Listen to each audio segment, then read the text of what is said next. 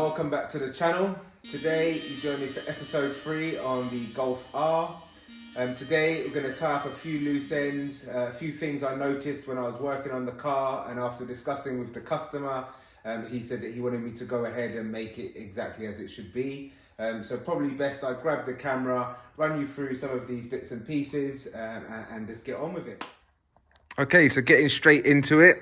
One of the first tasks, or one of the first things I noticed when I was working on the car, is that this connector here was broken. I'll insert a clip. Let me just grab the wire. As you can see there. I'll insert a picture somewhere here, hopefully, or here, to show how it was when I found it. I've since removed the connector completely as it was irreparable, and I'm not really one to start soldering. I prefer to do it properly, so I've gone ahead and bought a new connector with pins, etc. So I'll be repinning that so that that works as intended from the factory. This one might be a little bit harder to see, but again, when working on the car, hopefully we can get there. There's meant to be a bracket that sits on this metal part here. You can currently see that it's the zip tie, and that grey part hanging off to the side there is your outside air temperature sensor. So initially I tied it up there just to keep it out of the way, but I did speak with the customer, making him aware, and he agreed to getting the correct bracket. So here is said bracket. I'll be removing that, fitting that in place and getting that on as well. This one here is a little bit, I mean, someone's obviously worked on this car in the past. I'll try and get a bit of light there. There you will see a makeshift battery bracket, and it's not doing anything. It's not able to hold the bracket. So when I had to put the car back together, I was looking at what was there, and I was just thinking that can't be right. So quick look online, again informing the customer, and a correct bracket has been sourced. Again, genuine parts from the dealer. Whilst we were at it, you'll notice that the Golf R badge, which probably lives around here somewhere, is missing. So again, the customer asked if I could get one of those from the dealer, and then add that on. So that was ordered, but unfortunately they only got the sticker part of it. This part sticks onto another plastic bracket. So I've asked them to order that in. And then once that's in a couple of days' time, I'll be able to get that on for the customer as well. And then last but not least, one of the things that I couldn't personally live with, and sort of straight on to the customer about this, was this piece missing off of the bumper, this bit of trim. So that's what's in this brown bag here. So essentially a couple of little things to sort out. I thought I would just show them, because why not? And then there's some other stuff that I need to dig into inside the car. So we'll get this stuff done first, and then we'll bring you along inside. So I'm going to pop you back into the stand, a little bit of time lapse while I tackle these parts here.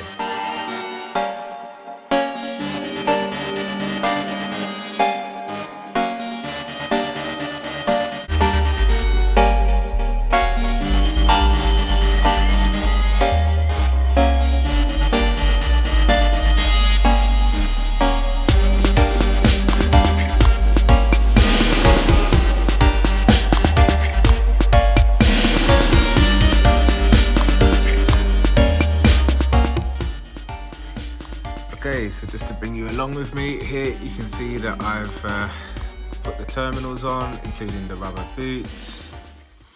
And now I'm ready to push those inside there so that they lock as intended. Okay, so before I can push the pins in, you can see that purple lock inside there. I've had to push the lock. So if we're looking at it like this, the lock was pushed towards me. So I've put the screwdriver in, pushed the lock pin towards that way, and now the plug will be ready to accept the terminals. Okay, so this is the old connector. The old connector, unfortunately, won't focus now, didn't have, or fortunately, didn't have a lock inside, and he was also unable to remove the wires because it was bonded. There we go. Obviously the new one is like the older versions, so you are able to remove the pins with the lock inside. I also made a note of which wire went into which position, so I'm now going to get these pushed into position, ready to connect up.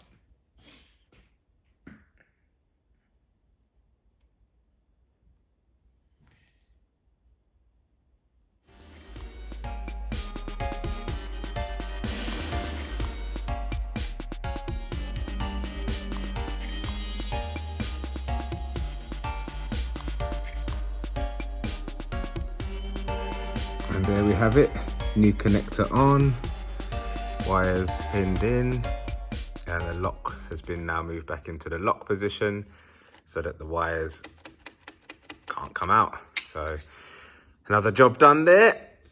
Now to put you back in the camera, and I'll continue doing with these little jobs.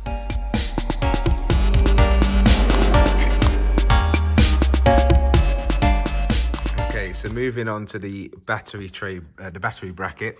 Here's a better shot at what was in the car. I mean, I don't even know what that's for, where it's come from, but what I do know is that's not meant to be there. So as you can see, I left it loose because I knew I was going to be changing it.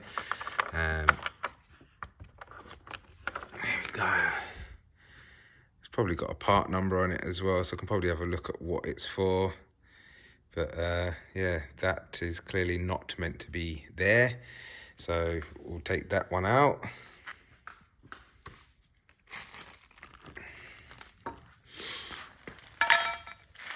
For anyone needing the part number, there's the part number there.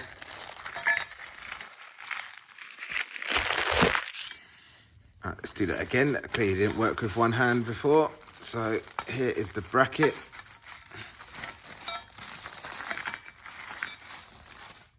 That should be in there. And let's see if we can get that. There we go. So yeah, that.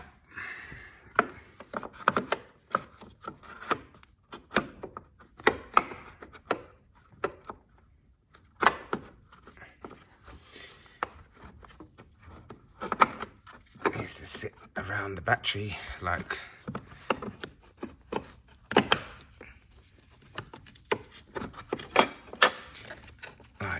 relatively like so, and then that will hold our battery in place perfectly like it's meant to. So I'm not going to tighten that down yet though, because I know I need to remove this battery tray, remove the battery, so that I can get to the DSG filter, which is down the back there. You can just see the top of the cap. So we'll be doing the DSG service, and more on that a bit later. So that's the bracket for the battery. Let's pop a bolt in there. So there's a bolt sitting there, not gonna get lost. So next up, this one will be a bit harder to film, no doubt, because of the location that it's in. But yet again, a genuine part.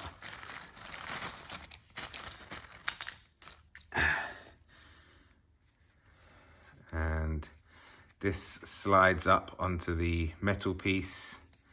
That's probably the wire tidy, and then your sensor pops through there and hangs out there like that.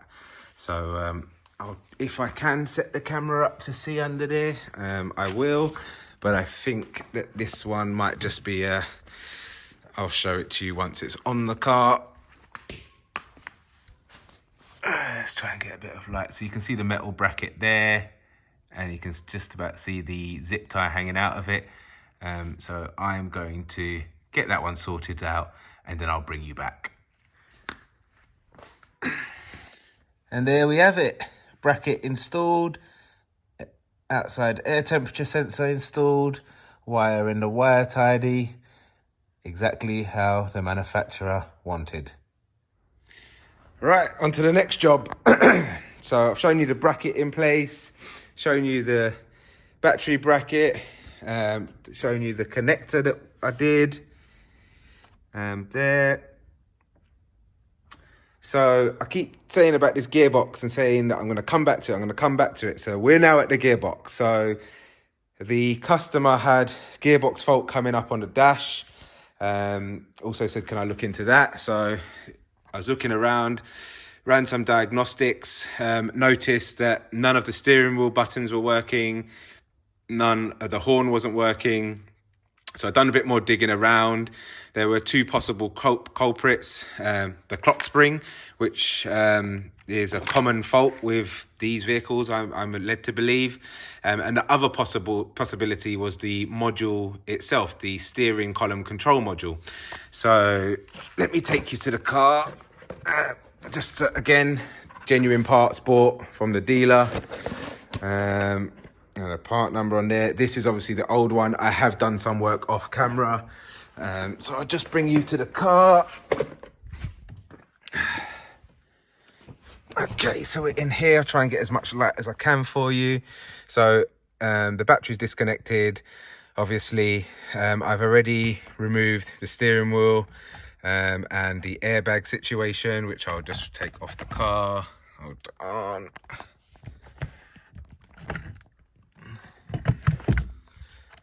Need to disconnect the plug. Oh, I'm not very good with this one hand. Right, let's try that again. So I've already taken off the airbag, already disconnected the steering wheel, so I'm going to get those out of the way. Put them down there on the mat. And here you can see the clock spring, which I've already replaced. So once you've got the steering wheel off and you're faced with the clock spring itself, there's one screw at the bottom here that needs to be undone, which is a T10, and then two clips on the side, one here and one, where are we?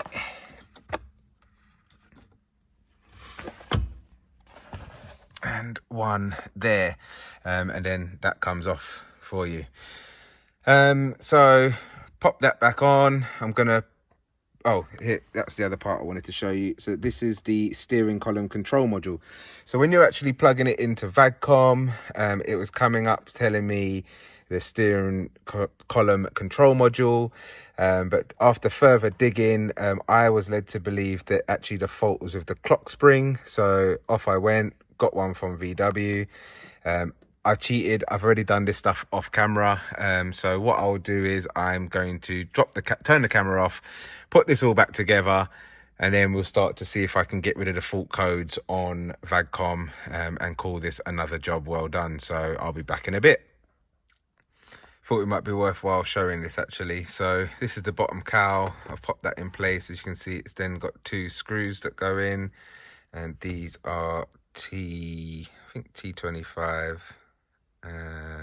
Yeah, T25 screws. So I'm going to try and do this one-handed if I can, and show you. Oh, that hasn't gone very well immediately. Let's see if I can run that in with my fingers first. There we go. So that's one. Lift it up with my knee, pop that one in there.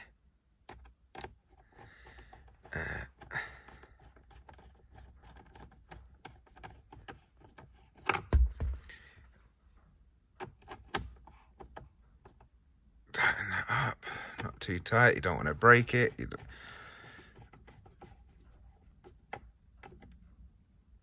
That's that one.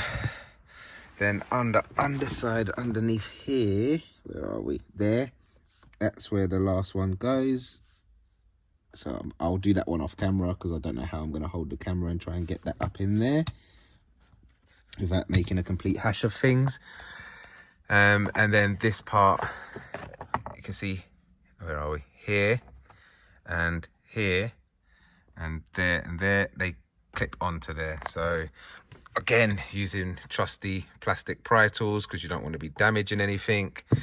Gone are the days that I would just use a screwdriver. We've moved on since then. So yeah, pop that in place, click that down, And then you also got to clip down the back, which I might have to do on my own. Let me put the camera down. But yeah, you get the idea. So I'm now going to go off camera, get the steering wheel put back on, and then I'll bring you back once we're all plugged into VAGCOM. All right, let's get going. So let's turn you on.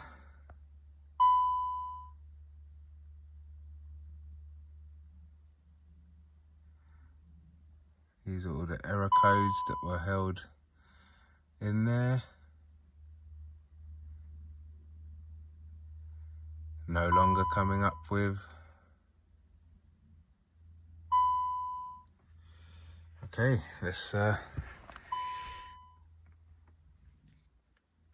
get on to the old VAGCOM and see what I can find. I'll bring you back in a bit.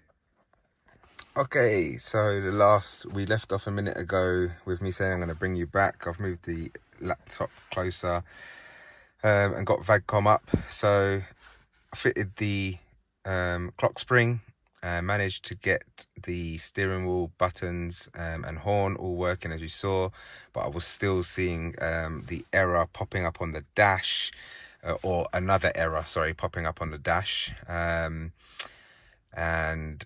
couldn't work out what I'd done wrong or why. So packed the car away, came back another day, had some conversations, and although I'd fitted the clock spring and obviously all that stuff started to work, I hadn't coded it in, which was obviously silly of me. So looking back at previous logs, which I will try and insert the picture probably somewhere around here, the original clock spring that was on the car was coded 0410, and the new item that had been fitted was coded as 4 zeros. So that was why I was then getting an error message saying, which I'll pop a screenshot of the error, something about workshop and make sure the vehicle is in park position.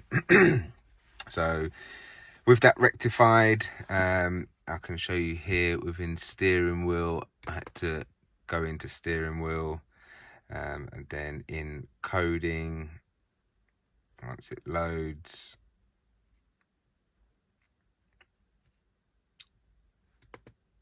I had to go into coding. Here you can see, so it said 4 zeros there, which was obviously the new unit, and I popped into here, as you see there, 0410, obviously hit do it, and now that's coded for this vehicle and the options on this vehicle. And as you saw by the previous screen, there's no error status is good. There's no more errors coming up on the dashboard with regards to that. So now we can turn the car off, we can lock the car safely, and everything works exactly as it should do. So all on that front, we're in good stead. So the only thing left to do now on the vehicle, so it's got a headlight fault. The headlights work, but that's something to do with the customer's previous situations. But my role was to obviously make sure that the engine was changed and working good, that the transmission was working good with no errors, and that was done.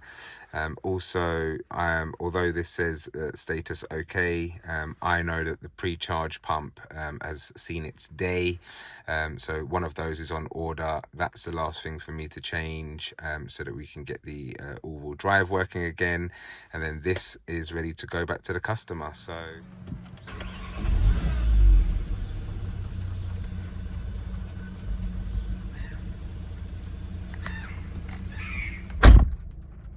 no faults on the dash. You can see we're in park, you can see we're in reverse, you can see we're in neutral, you can see we're in drive, you can see we're in sport, manual,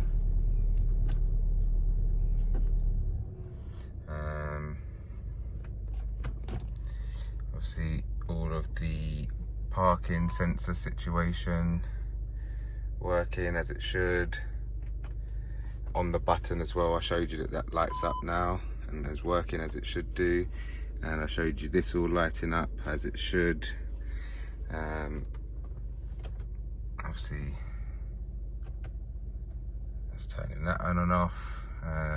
Auto stop start working as it should. Yeah, there you go. Right, that's it. Customer ready to come and collect his car. All running good as expected. All the jobs the customer asked for have been completed.